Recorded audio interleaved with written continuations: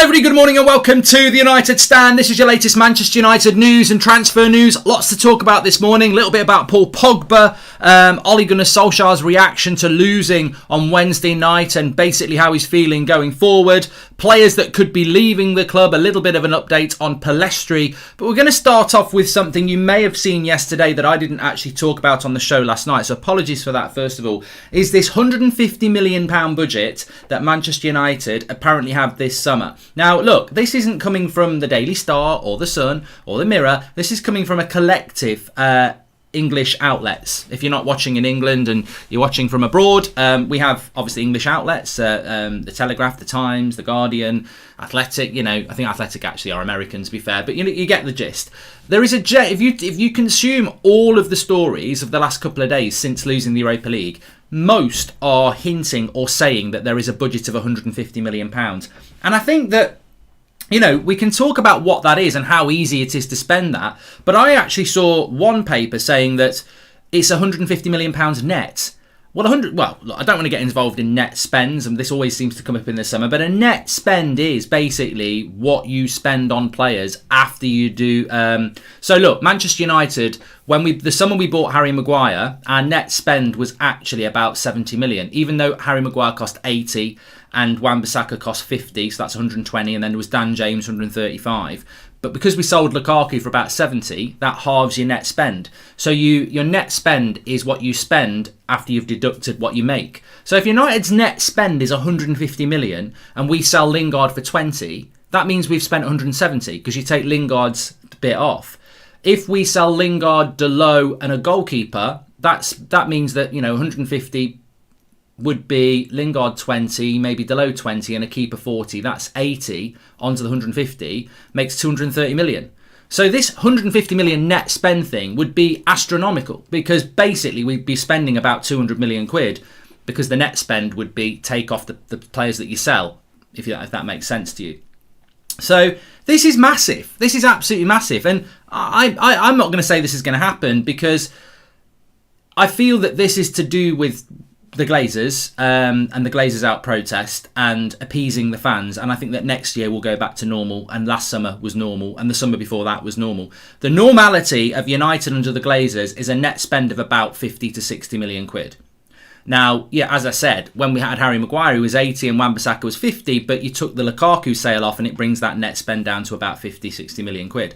So why would Manchester United suddenly be going from a net spend of around 50, 60 million to 150 million? Well, it's because of the Glazer out movement, because they need to get you back on side and they need you to get buying shirts again. So I think that there will be a big spend this summer, but I'm still very sceptical about 150 million, and I do not believe we're going to do 150 million net spend because that would be astronomical, like I said. But look, I hope there is going to be a big spend this summer because whether we're all Glazers out, and you know, I personally don't believe people should be buying merchandise this summer regardless of who we sign because you're just funding the Glazers. But whoever's in charge of this football club, we should be buying players. Now, there's a very good interview from Andy Mitten did an article I read this morning where he said he'd spoken to Solskjaer after the game, and Ole Gunnar Solskjaer had basically said, you know, Ole was asked what do you do after you lose a final like that, and he said you can go one of two ways. You can go on holiday and feel sorry for yourself and come back pre-season grumpy,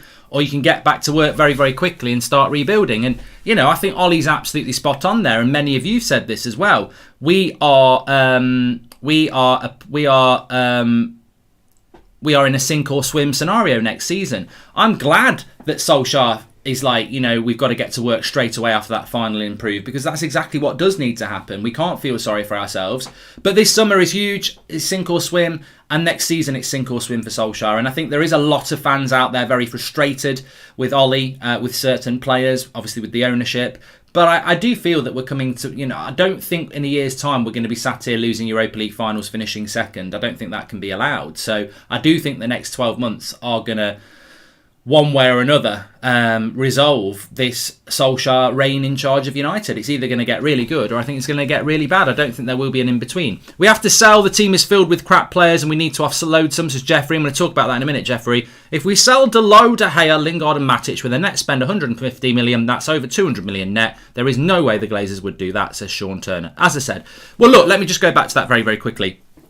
Even if we had 150 million pounds to spend, and let's imagine United have a budget of 150 million, but you sell De Gea for 40, you sell Lingard for 20, you sell Dalot for 20, you sell Matic for 10. You've still made 90 million in sales. 150 minus 90 is a 60 million net spend. That's what I expect to happen. I think we'll spend 150, but we'll make 90 million in sales. So the Glazers only put 60 million into it. And that's what a net spend is, a 60 million net spend. You can still spend 150, but you're actually spending 60 because you're making 90 of it from sales. And I think that's what will happen. If we get close to 150, well over half of it will be from player sales, which is not the Glazers dipping their hands in their pockets.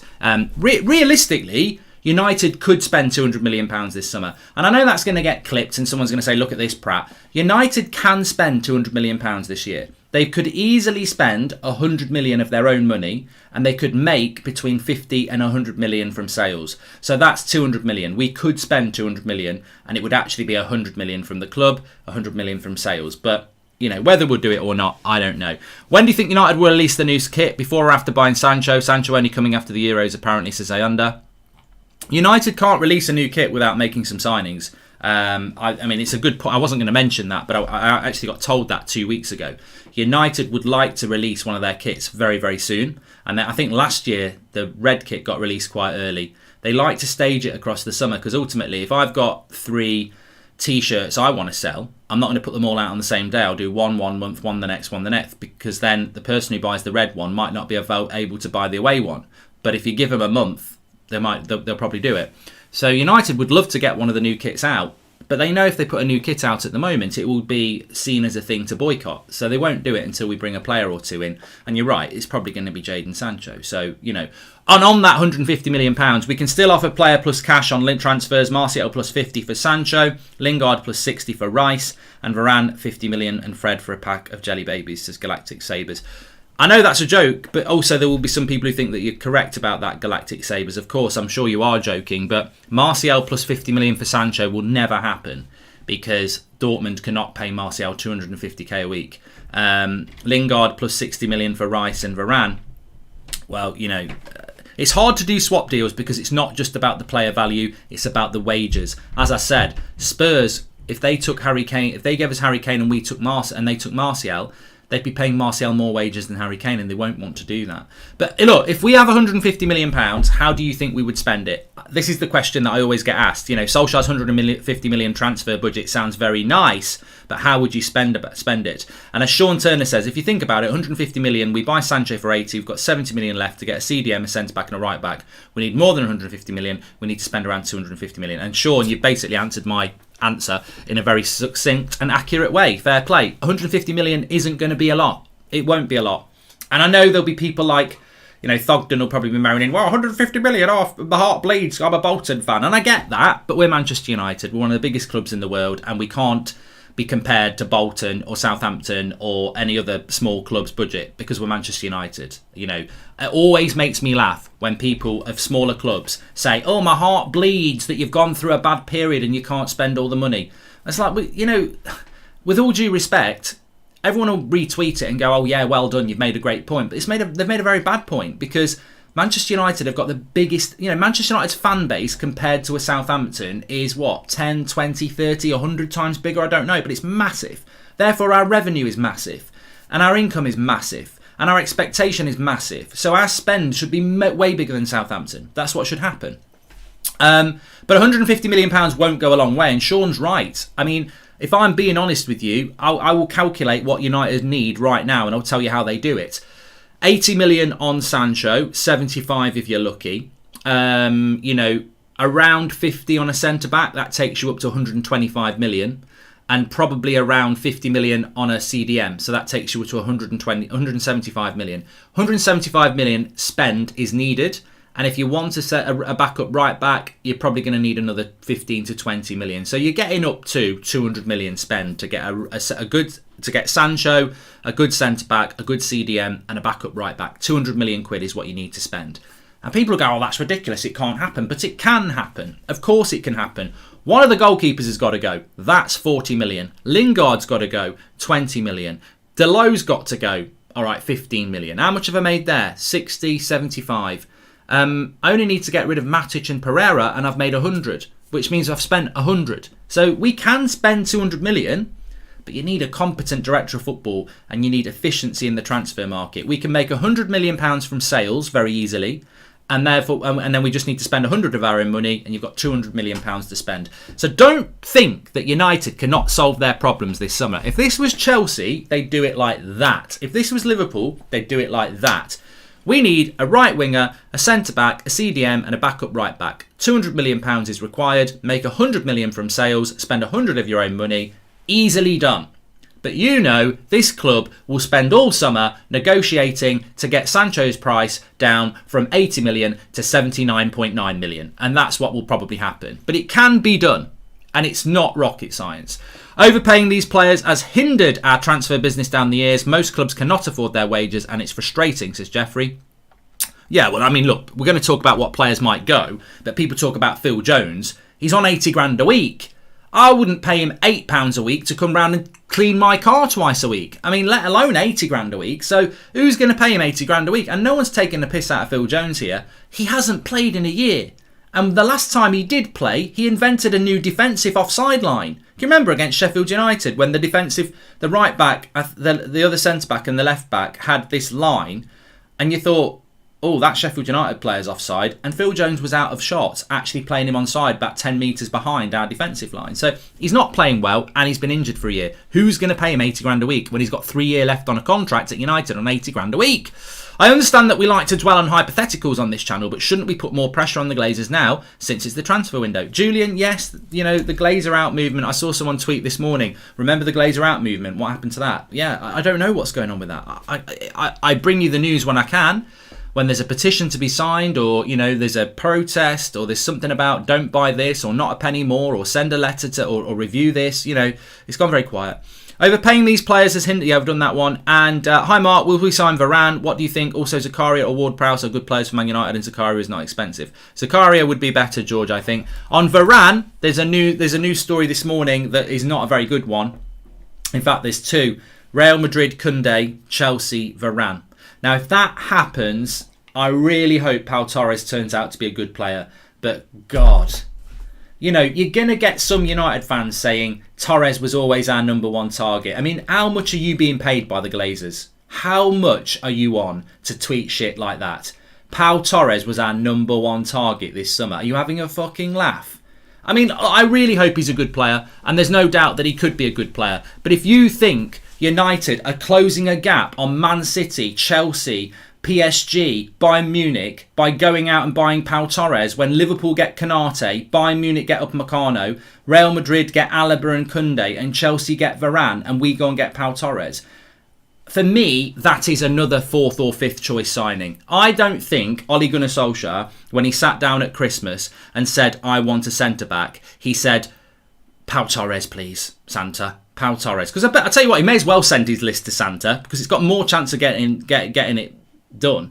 But no, I think look, I know Varane is the player that Solskjaer wants. I 100% categorically stamped, sealed and delivered know that Solskjaer wants Varane. And, you know, that's not a huge leap of faith. I know it anyway, but, you know, you could guess it. You could guess that. What centre-back would you like to play with Harry Maguire? I'd like the best centre-back in the world that's available this summer. I'll take Varane, please. So Ollie wants Varane, so straight away he's not got his first choice. I would imagine Solskjaer's centre-back list consisted of this. It was Upamecano last summer. He didn't get him. Then, since January, it's been obvious that Varane's going to leave. So I would imagine Ollie's... Well, I know Varane was number one. I think Upamecano was two. And then I think number three is probably Ramos or maybe Koundé. And I think Torres is number four, with a few others like Botman and people like that. So I would say that Torres is Ole Gunnar Solskjaer's third, more realistically, fourth choice centre-back. Now, look, I hope he's a good player. I really hope he's a good player. And I was impressed with him the other night. But you do not close gaps on Manchester City or Chelsea or Liverpool next season by buying Ole Gunnar Solskjaer a third or fourth signing. You know, he's not good enough as a coach to be able to turn third or fourth choice signings into title winners. He needs the best. He himself has said, I'm a work in progress, and so are my coaches. If he's going to succeed, you need to deliver him Brunos. You need to deliver him Cavani's. You need to deliver him Varane's. You need to deliver him Sancho's. You need to deliver Ole Gunnar Solskjaer players that are going to come into that team straight away and deliver. He needs players for the now. This next season for Ole Gunnar Solskjaer is not a season he's going to get away with, well, in 3 years we're going to win a title. You know, I've got players that are going to be good in the future. We know we've got good players in the future, but he needs players to deliver now.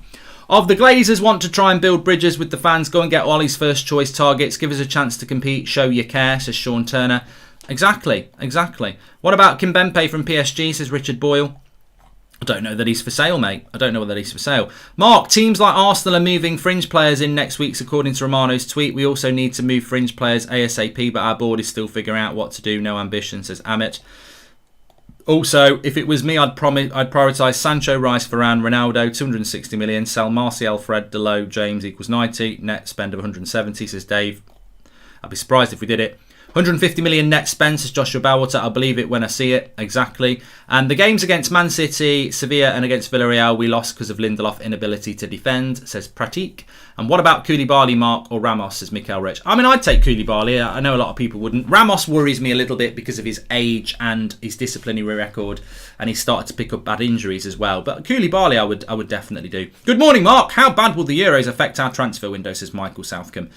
I don't think it's a good question. I've got a couple of bigger things to talk about, but I will answer that point. I don't think the Euros will affect our transfer window massively. I think it could be used as an excuse, but I don't think it'll affect it massively.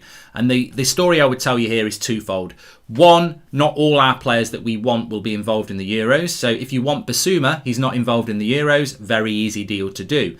If Lingard doesn't go to the Euros, very easy deal to sell him because, Leicester aren't going to the Euros, are they? So get working on it.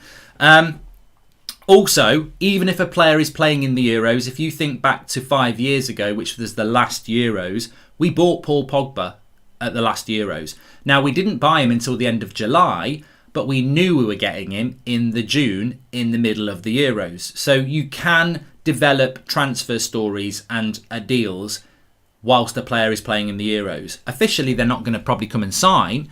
It has happened at the past of Euros and World Cups where players will come away from the team for a day or two to complete a signing. But certainly transfers can be advanced while a player's at the Euros. Because they've got, people think, Varane's at the Euros, he doesn't want to talk about signing for anybody. Well, he might be like that, but you also get a lot of downtime as well. France play Hungary, you're not playing for 3 or 4 days, a bit of training, and then you're sat in a hotel room. What are you going to do? I'm not taking your calls, agent. I'm not taking them. I just want to play FIFA and read a book for 3 days. So things will be going on. They've probably got more time than they have when they're back at their clubs. Problem with fourth choices is he won't play them, says Arpan. I want to talk about the players that Ollie will probably get rid of, but I also just want to say, Paul Pogba.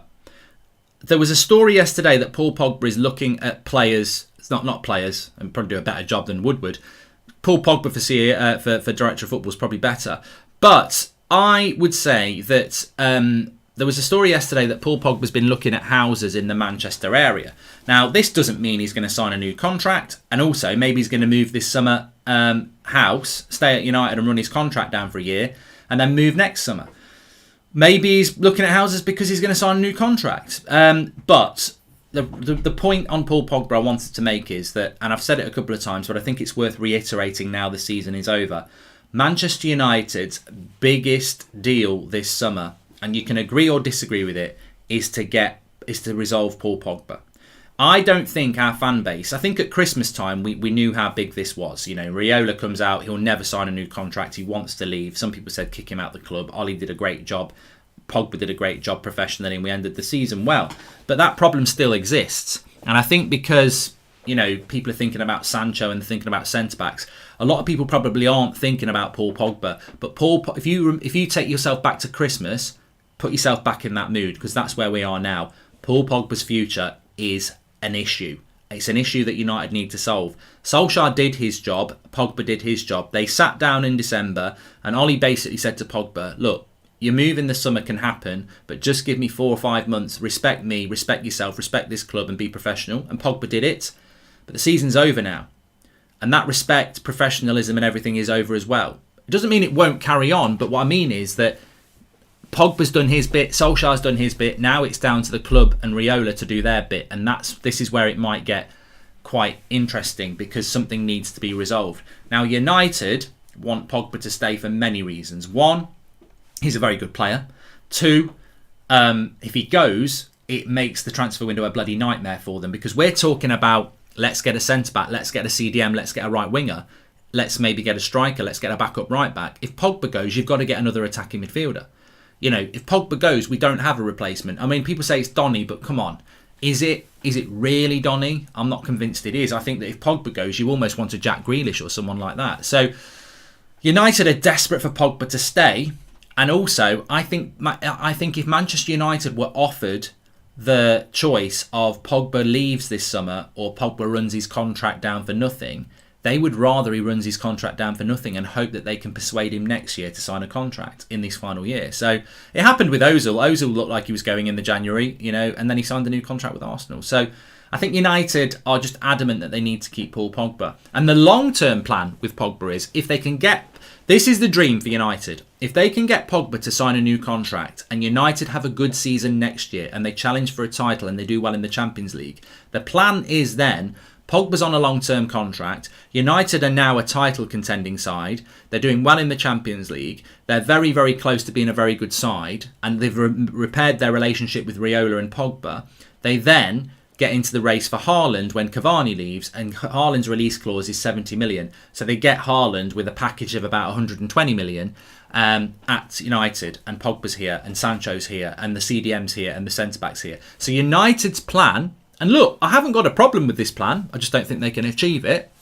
United's plan is get Sancho, get a good centre-back, get a good CDM, get Paul Pogba to stay, use Cavani next year. Next year, with those 3 signings and Pogba on a contract, you become a really good team. You compete for a title. You do well in the Champions League. Cavani leaves, Haaland comes in, and then the year after that, you're absolutely at it.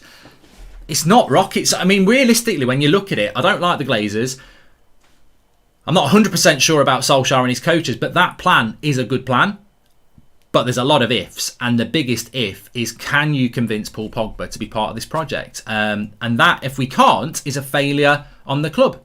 There is a news about Sancho, a centre-back and even a striker, not a priority, but I'm afraid the least speculation is around a CDM, which we desperately need, says SB. The problem is, who is Ollie actually able to get with the time United give him? We move now, we've got the players we want. Take our time as usual, we spend 150 million on Plan C rated players, says Michael Thackeray.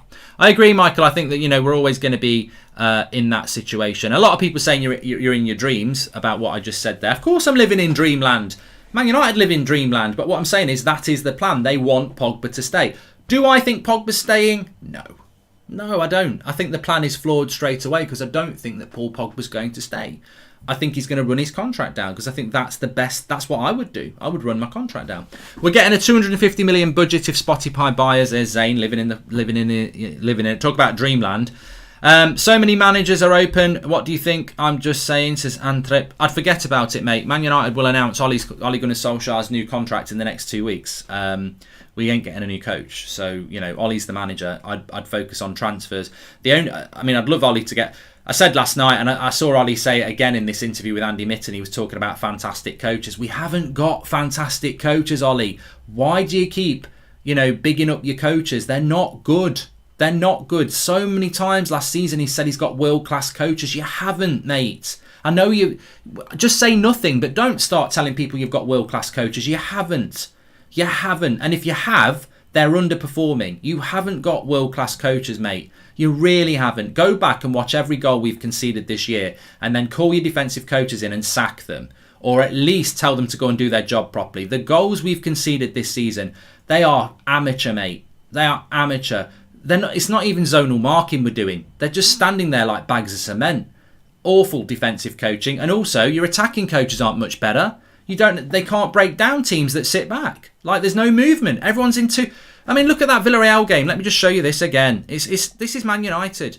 This is Man United. I mean, and actually, let me just move you.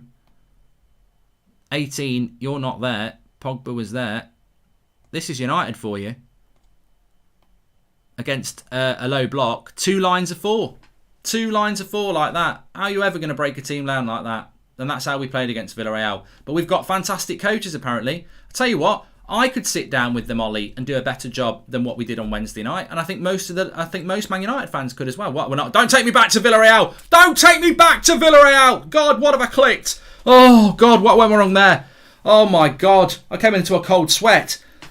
I need to close that one down. How did I end back in there? But Annie Bro says 2-4-4. That's basically what we were playing for 60% of the game against Villarreal because they sat back. But no, I think most of you could do a better job than we did on Wednesday night. I thought it was absolutely shambolic from coaches. But let's talk about the players that need to go. There was an article in the Mirror today saying that Manchester United are going to get rid of 9 players. We won't get rid of 9 players. You know, we're going to spend. I mean, look. If you ever wanted the biggest lie in the world, United are going to sell 9 players and spend £150 million net. Not going to happen. You know, it's the most not going to happen thing. We're going to, what was that? We're going to get Grealish. Oh, that's from a Man City fan. Yeah, you probably will.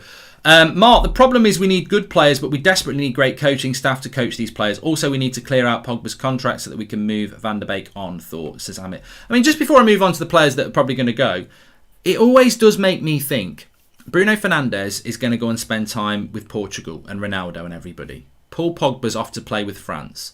Like, these players, when they're away, or they think back to being at Juventus and other big, Cavani obviously at PSG, I wonder what they really think about United's coaching, because that's what I'd love to know. An honest answer on the coaching at Manchester United comparable to PSG, Juventus, France, Portugal. What is the coaching at United like? Because, look, whatever you think about Portugal's national team or France's national team, the French FA Federation, I think it's called, has been amazing for years, going back to before even Wenger was at Arsenal. So the coaching network will be very, very good. As I said with United, where is is there a coach at United that you go, wow, they're amazing? Like, as I said last night, Carrick is basically an ex-player. Fletcher is an ex-player. McKenna's come from the youth setup. Mike Phelan's pretty much been out of the game for a long time. You know, where is our world-class superstar coaches? But maybe they are fantastic. Maybe Ollie's right. Maybe they are fantastic. I mean, I don't know why that's not being replicated on the pitch. But my point is, I wonder what, if you really got an honest answer out of Paul Pogba, put him on a lie detector. Tell me, Paul, what is the coaching like at Juventus and France compared to Manchester United, and get an honest answer. I'd love to know, but there's lots of things I'd love to know about Manchester United. What was I going to say? Yes, players that are going to leave Manchester United. Please smash a like on the video, by the way. Remember, it's Champions League final tonight. I'm going to be live on That's Football at 7:30 for the Champions League final, so there won't be an 8 o'clock show tonight. But we have got a video going up for you at about 6 o'clock on tonight's show, so make sure you do that. But let's talk about, and please subscribe, by the way. We're heading into the transfer window now. Bottom right-hand corner to subscribe. And if you are a subscriber, or you are just about to subscribe, make sure you click the bell and tick to get all notifications, because we're going to be going live a lot over the summer. There's going to be a lot of transfer news coming out. And yes, we'll be live at 8 o'clock. Yes, we'll be live at 10 a.m. But we might be live at midday. We might be live at 11 o'clock at night, because there will be stuff that comes out that we react to very quickly. So make sure you're subscribed and you've got your notifications on through the bell. Right, players going out of the door. I mean, we're not going to sell 11 players. Jesse Lingard. Look, I'm not 100% Lingard's going to go, but Lingard's got to go, really, for his career, and also we'll get some good money for him. Pereira's got to go. There is absolutely... What is the point in Pereira being back at the club? He's been on loan before. Come back. This is your time. It's not your time. You're on loan again. Time for Pereira to go. Delot's got to go. Ollie doesn't rate him, and he's not been too bad at Milan. Somebody will buy him. Take 15, 10 million, whatever. He's got to go. Matic has got to go. This season, unfortunately, he's just proven that he can't do it in the Premier League anymore. Mata's got to go. Not getting the game time, and I don't think he can do it anymore. So that's 5. with Lingard, Pereira, Delone, Matic and Mata. I actually am not convinced that we will remove 5 players, but if we get rid of 5, those 5 should go. You then wander into 6. One of the goalkeepers has got to go. I'm still hearing that it will be De Gea. I think it's a mistake. I think it's a really big mistake. But, you know, Ollie's made mistakes, and I think that could be a big mistake, and it's a big risk. You know, you've just lost the Europa League final. There's a lot of uncertainty about you, and you're going to remove De Gea to go with Henderson when a lot of fans are like, not sure that's the right thing to do, Ollie. If that goes tits up, that's another reason. You know, the thing about Ollie is, and I've always said this, it's the scales with Ollie, isn't it? You know, Ollie in, Ollie out, Ollie in, Ollie out. I'd say at the moment, people are more Ollie in. But you don't want to be going into a new season like that. This is why it's a sink or swim season, because it's going to be going like that. And you know what? If you sell De Gea and Henderson does badly, Ollie out starts going like that. That was a big call and he got it wrong again. You know, half an hour to go at 1-1 against Villarreal. He doesn't bring any subs on, doesn't change it. That was the time to win it. He got it wrong again. He can't afford any more of these big decisions going wrong. But we do need to remove one of the goalkeepers on. And as I said before, with De Gea, if we did a swap with Oblak at Atletico Madrid, you know, I can see that how that suits for everybody. But we're not going to do that, are we? He'll be on loan and we'll be paying his wages, which would be even worse. So yeah, De Gea, Pogba, I'm not convinced Pogba's going this summer. So I think maximum 6 players will go. And that will be Lingard, Pereira, Mata, Matic, Delone and one of the goalkeepers. And I think that will be it. 6. And I don't think we'll do 6. It might only be 3. I don't think we'll do 6. But those 6, really, 1 goalkeeper, Mata, Matic, Delone, Pereira, Lingard, they've got to go. Anybody else, I think you're talking unlikely. Pogba, I think, is unlikely to go this summer because I think he'll run his contract down or he'll sign a new one. And Martial, I don't see that's going to happen. Phil Jones, who's going to buy him? So, you know, I don't. Just very quickly, Palestri is apparently going to go on loan again. I mean, remember, we do have Palestri and Diallo. What's going to happen with them when we get Sancho? I don't know. What about the story on Saul Niguez from Atletico, says Matty Smith.